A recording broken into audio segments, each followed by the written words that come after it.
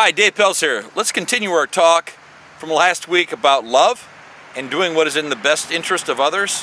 I hope that maybe you've spent some time this week of thinking about what is truly in the best interest of other people, and as you relate with them and as they relate with you, thinking about those scenarios that come up every day in your life of thinking about what is in someone else's best interest. Let me take a silly illustration. You're driving a car, and stoplight is maybe 200 yards ahead of you. There's a line of traffic, and the light is red. You have one spot in front of you that you could occupy, but there's someone wanting to come out into traffic. You slow down, you allow them to come in, and you follow behind them. There's a kind gesture. You did what is in their best interest. Let me give you another scenario. Same intersection, same traffic, except this time the light is green. If you see them trying to get out, you're also aware that there's several cars behind you that want to continue to move. Do you stop everybody else for their betterment? Great question. Probably most of us would say no, because the greater good is that there's several behind me. They're going to have to wait their turn.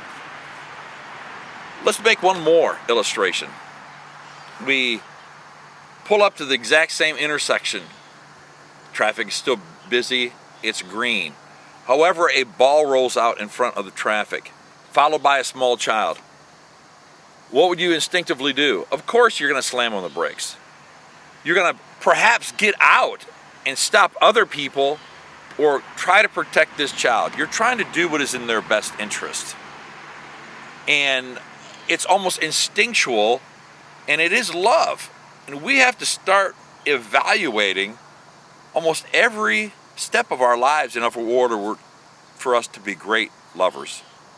I encourage you to start really thinking about, are you present enough in your day and in your situation that you are able to make these calls? I really believe this, that as an optimistic person, sometimes that I am, that people want to do the right thing, but many, many times, because they're preoccupied with either selfishness or other ideas, they do not take the time to love.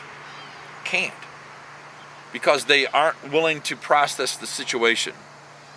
Now, I could also give an illustration where an elderly lady was trying to move her car out into traffic, and you knew there was kind of some danger there, and you're wondering, well, what should I do here?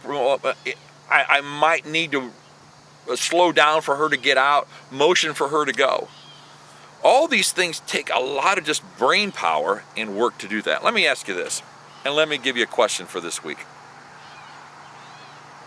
How present are you to be able to make those kind of decisions?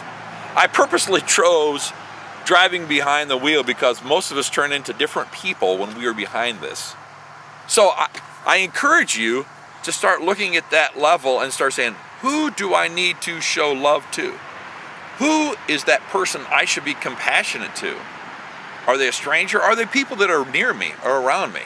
So I encourage you to this week to think through this whole idea of doing what is in the other's best interest.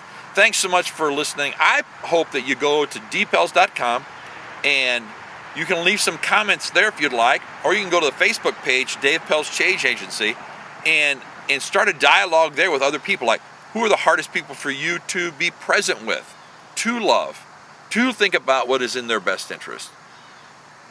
I think it's a great discussion that all of us should continue to have. Thanks so much for taking it all the way to the end. Thank you. See ya.